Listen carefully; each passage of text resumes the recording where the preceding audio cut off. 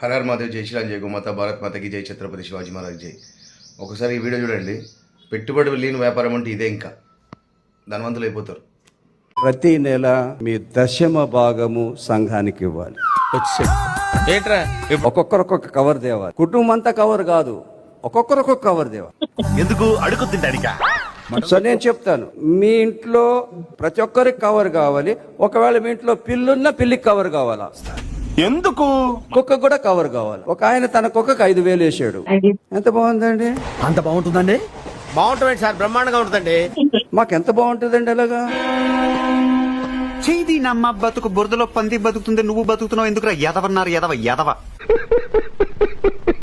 చూశారు కదా, ఇది వీళ్ళ బిజినెస్ ట్రిక్.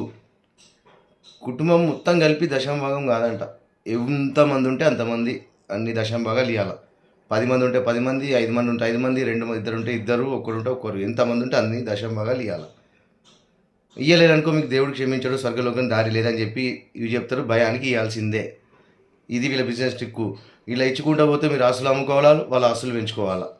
ఇక ఒక్కసారి ఆలోచించండి, మతం మారితే జరిగేది ఇదే. అందుకే వీళ్ళు ఏదో ఒక ఆశ చూపి వాళ్ళ మతంలోకి మార్చుకొని తర్వాత దశంభావులతో ఎక్కువ గుంజుకుతారు అన్నమాట. ఏంటంటే ఎర్ర వేసి చేపను పడతారు కదా, చిన్న ఆశ చూపి పెద్ద తిమింగళాన్ని పట్టి రకమన్నట్టు వీళ్ళు. జై శ్రీరామ్.